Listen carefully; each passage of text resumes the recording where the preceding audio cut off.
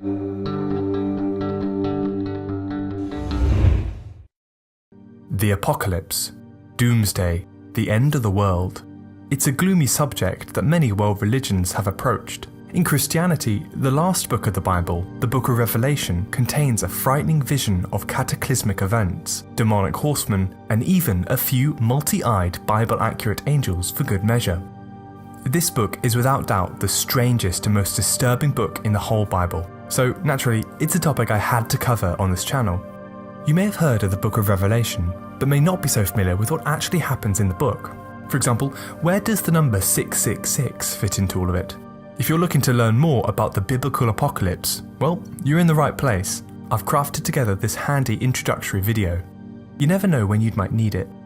Before we start, it's worth noting that I'm going to examine the Book of Revelation from a secular, non-religious perspective. The book is highly symbolic and probably not meant to be taken literally. So, at occasional moments throughout the video, I'll explain what some of the symbolism may mean, using the interpretations of biblical scholars. Disclaimer out the way, bring on the apocalypse. The word apocalypse itself comes from the Greek, and it literally means to uncover something. That's actually why it's called the Book of Revelation. It's all to do with something being revealed. In this case, the end of the world. There's a rich history of these apocalypses in the Old Testament, but they don't necessarily have anything to do with the end times. Sometimes they're just these startling visions of the otherworldly, like a glimpse of God's throne in the book of Ezekiel, or a dream featuring 4 strange beasts in the book of Daniel. The book of Revelation is from the perspective of a guy called John. We don't know much about this character. It's not the same John who baptized people in the Jordan, nor is it the same person who wrote the 4th Gospel. No, this is an entirely different John. It turns out that there's a lot of people called John in the Bible. In fact, some scholars believe that this particular John might not have existed at all. Like most books in the Bible, the Book of Revelation was written and edited by anonymous authors, and so John may have been a pseudonym. Scholars say that the oldest part of the book was probably written around 65 CE during the reign of Emperor Nero, and may have reached its final form at around 95 CE during the reign of Emperor Domitian. Both of these emperors, particularly the first one, Emperor Nero, were known for their brutal persecutions of early Christians. A significant detail in order to understand the worldview behind the Book of Revelation. It was written in a frightening time for these first Christians, and their anxieties were captured on the pages, containing a frightening collection of visions about the end of the world. Let's turn to the contents of the vision itself. We start off in the idyllic Greek island of Patmos, where our main character John has been exiled. Behind him, he suddenly hears a booming voice calling his name. He turns around only to see a spectral figure bathed in bright light, surrounded by 7 golden lampstands. This unnamed person, who some believe to be Jesus himself, has a very strange appearance. He is enrobed in white, with eyes like fire, and protruding from his mouth is a sharp, 2-edged sword. Yes, this description is in the text, and trust me, it's not the strangest we've yet to see. This strange figure tells John to write to the 7 churches dotted across the Mediterranean, to give them a heads up about what's about to go down. Once he does so, John is immediately whisked up into heaven. From there, John gives a spectacular account of everything he sees. In front of him is a giant throne, with 24 smaller thrones surrounding it. The central throne is so bright, glistening like many precious stones, that he can't actually make out the figure sitting on it, but we can safely assume that it's meant to be God himself. But his attention is quickly drawn to 4 strange, multi-eyed beasts that are floating around near the throne. Although the Bible calls them simply living creatures, you may already be familiar with them as Bible-accurate angels, good friends of the channel at this point. Here's a description he gives of them. Around the throne, and on each side of the throne, are 4 living creatures, full of eyes in front and behind. The first living creature is like a lion, the second living creature is like an ox, the third living creature with a face like a human face, and the 4th living creature like a flying eagle. All 4 living creatures, each of them with 6 wings, are full of eyes all around and inside. Day and night without ceasing they sing, "Holy, holy, holy, the Lord God the Almighty, who was and is to come." A very strange description indeed. A winged lion, ox, humanoid and eagle, covered in eyes from head to toe and singing praises to God eternally.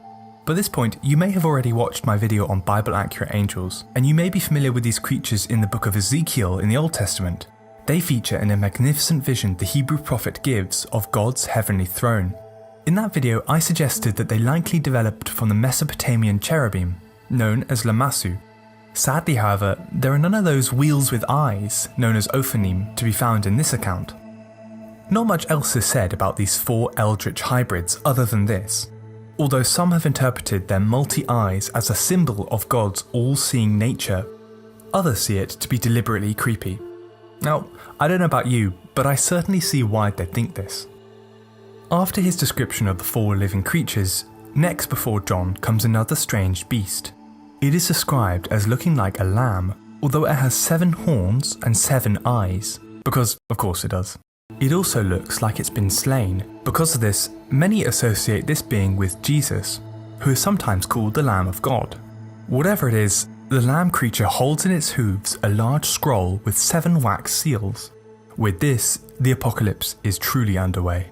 When the first seal is broken, out comes a man on a white horse, wielding a bow and wearing a crown. This is the embodiment of conquest, the first of the 4 horsemen of the apocalypse. Seal 2 is broken, and out comes a horseman astride a red horse, holding a large sword. This is the horseman of war, kinda similar to conquest in my opinion, but whatever. Seal 3 is broken, and out comes a rider on a black horse, holding weighing scales. This is the horseman of famine. Finally, the 4th seal is broken, and out comes a rider on a pale horse, the embodiment of death itself. With 4 of the 7 seals broken, the lamb creature hands the 4 horsemen a quarter of the earth's population to destroy, either through violence, famine, pestilence, or death. Okay, so there are 3 seals left and 3 unpleasant events left to transpire. Luckily, seal 5 is a bit of a dud. Nothing really happens other than the souls of the martyrs are given nice white robes and told to wait around a bit for the final judgment. But when seal 6 is opened, things get really nasty for people on Earth. No sooner than the seal is broken and there is a giant earthquake, an earthquake so large that, quote, every mountain and island was removed from its place. If we take this literally, this kind of earthquake would far surpass the magnitudes of the biggest recorded earthquakes, like the 1960 Valdivia earthquake in Chile that measured 9.5 on the Richter scale. Such a large earthquake would be particularly bad news for anyone living on tectonic fault lines. As well as a cataclysmic earthquake, the 6th seal would also make the sky turn black.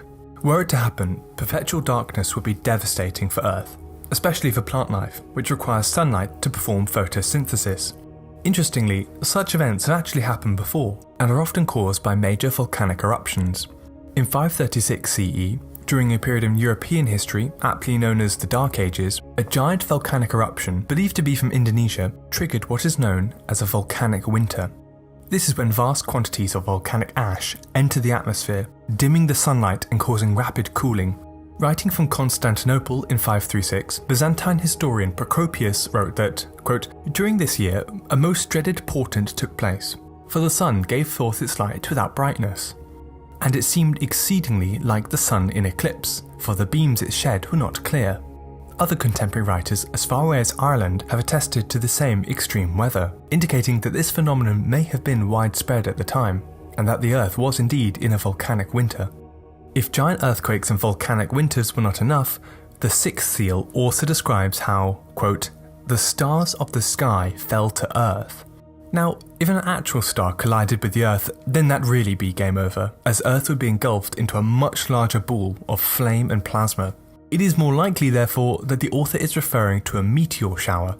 Often these are quite harmless. Earth orbits through many space rocks every day, resulting in beautiful shooting stars. Things get dangerous, however, when these rocks are big enough to not fully burn up in the atmosphere.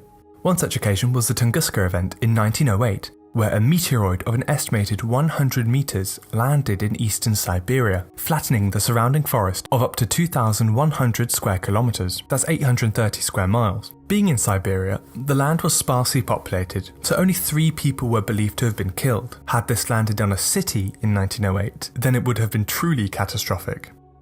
Seal 6 is pretty brutal. Mega earthquakes, perpetual darkness, and meteorite impacts. But there is one more seal left.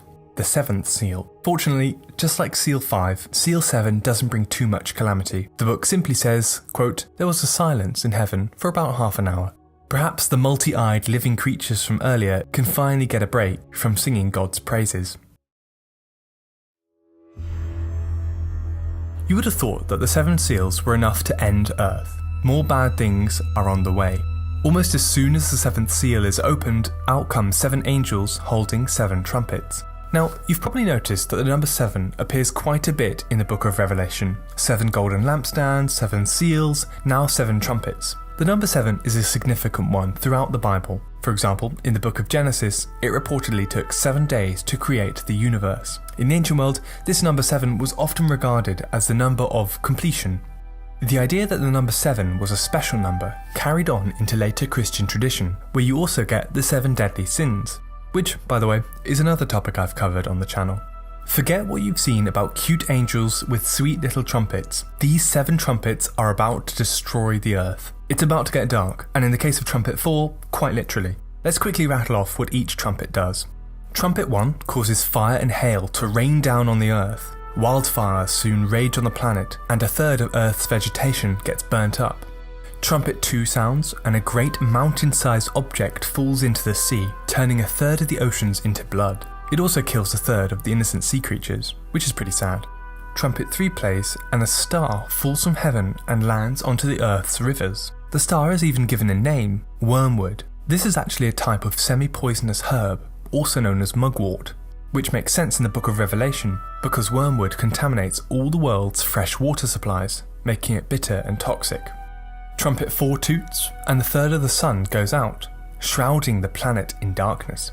We seem to have already had this one already, back in the 6th seal. This discrepancy has led some scholars to suggest that a different author is writing here, perhaps unaware of the previous destruction wrought by the 7 seals. Trumpet 5, in my opinion, is the strangest of them all. An angel descends to earth with a big key. The key opens a large trapdoor to a bottomless pit, and out of the pit comes a thick black smoke that eclipses whatever sunlight was left. Then, out of the dense fumes emerge giant locusts that swarm and cause plagues all over the earth. Now, these aren't just any giant locusts, they are Book of Revelation giant locusts, and so they're given a very disturbing description. Here goes. They have human faces and long flowing hair, they wear armour and have little crowns on their head. Oh, also, they have lion's teeth and giant scorpion stingers. Because, again, why not? These creatures are given the instruction to sting people, but not enough to kill them. In fact, it says that people will be unable to die during this time, no matter how much they might wish to. This is absolute nightmare fuel, but there are still 2 trumpets to go. Trumpet 6 is sounded, and 4 angels are released to kill a third of humankind, all of whom help to exterminate a third of humans' population. The final trumpet, trumpet 7, doesn't cause any destruction. Instead, there's a little hymn for those in heaven, and a few flashes of lightning here and there, but no major destruction on Earth. At this point, I'd imagine that the world is practically unlivable. I'm starting to think that calling this video a survival guide might seem a bit pointless. The water has turned into blood, things are on fire, there's no sunlight anymore, and there are giant manticore-looking locusts stinging people. The book of Revelation has really gone to town in painting the most disastrous picture possible. Believe it or not, there are still yet more troubles to come, but in the form of 3 giant monsters. Up first is a giant red dragon with 7 heads and 10 horns. So 2 of the 7 heads have 2 horns each. The tail of the dragon is so large that when it sweeps, it apparently casts a third of the stars down. We find out that the red dragon is Satan himself, who is suddenly attacked and defeated by the archangel Michael. Dragon Satan gets booted out of heaven and thrown down to earth, and the land swallows him up. After this strange little episode comes the main attraction, the 2 so-called beasts. The first beast comes out from the sea. This first beast has the shape of a leopard. It's got feet like a bear and a mouth like a lion. It's got multiple heads, and no surprises that there are 7 of them. Like the dragon, it's got 10 horns, with a diadem on each of those horns. One of the heads, however, looks to be wounded. Once coming up from the sea, this beast goes around bad-mouthing God and saying all kinds of blasphemies. The survivors on Earth, and yes, apparently there are survivors, all start to worship this monster. Then, suddenly, the earth opens up and another strange beast comes out from the ground. Compared with the first beast, the description is lacking a bit. All we get is that it has 2 horns like a lamb, but speaks like a dragon, and that's really it. This beast goes around telling the inhabitants of Earth how great beast number 1 is, and performs a bunch of magic tricks to prove it's legit. The character is later known as the false prophet, although you may be familiar with the name used for it in other Christian texts, the Antichrist, literally meaning the anti-Messiah. So, should you choose to believe in this monster, it's bad news for you. This beast goes around and writes a specific number on the foreheads of idolaters, the famous mark of the beast, the number 666. What is significant about this number, 666?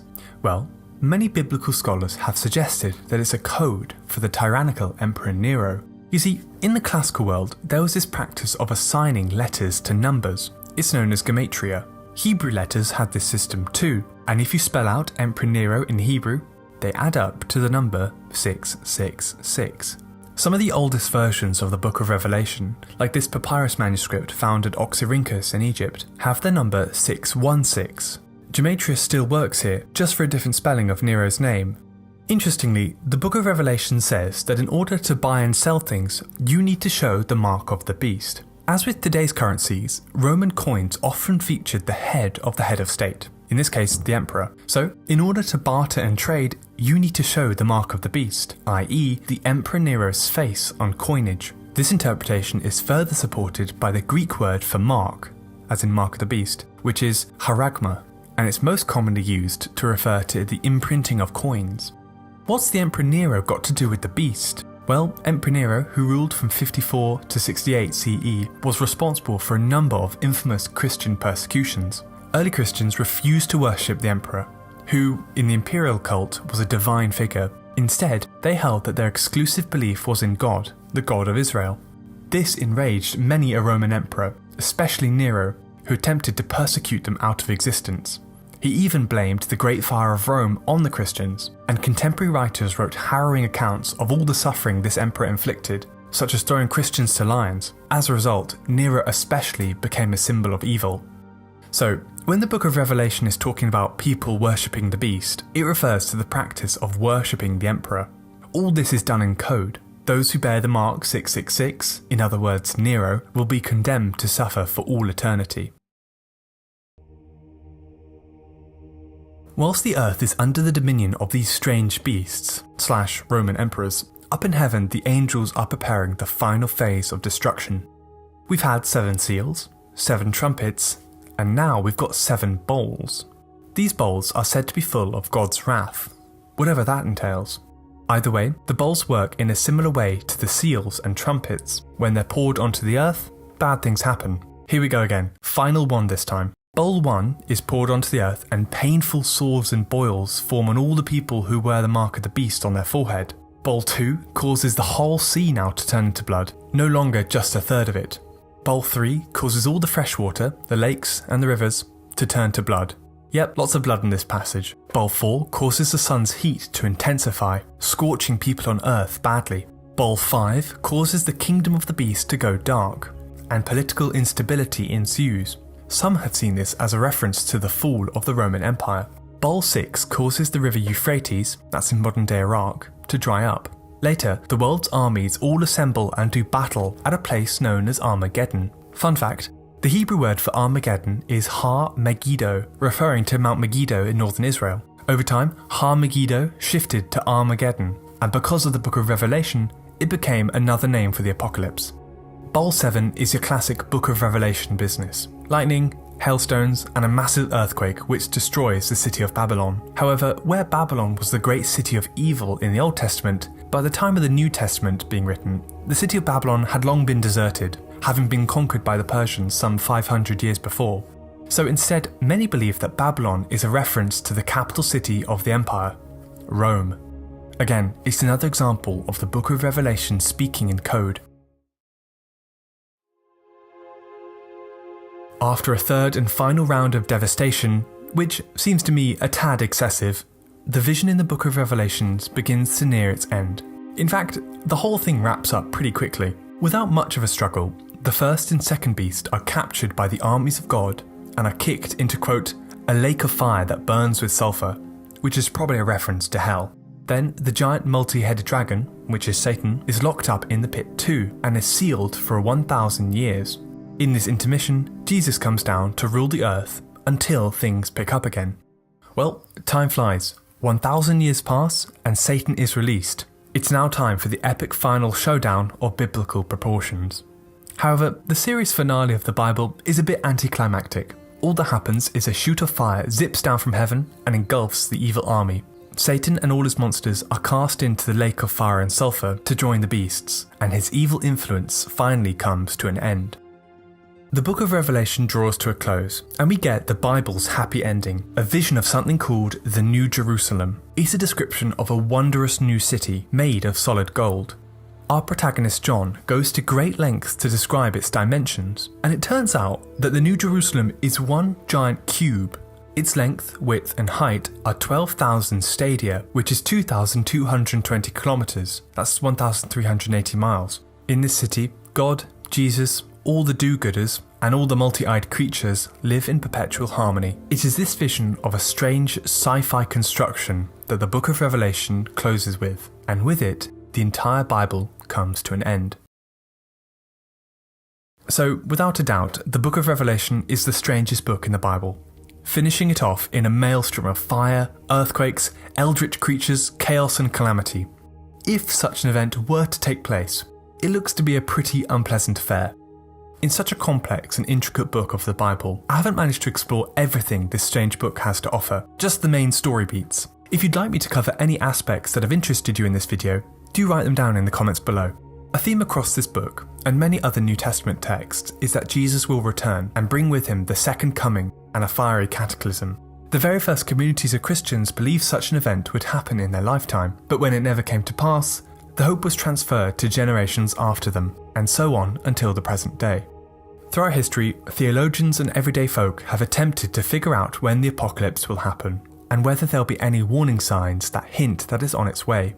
Often, as in always, they get it spectacularly wrong, and occasionally embarrass themselves in the process. Just like Pope Sylvester feared that the year 1000 would mark the end of the world, some worried that the year 2000 would too, in fear of the Y2K, where computers would cease to function, causing a global technological meltdown.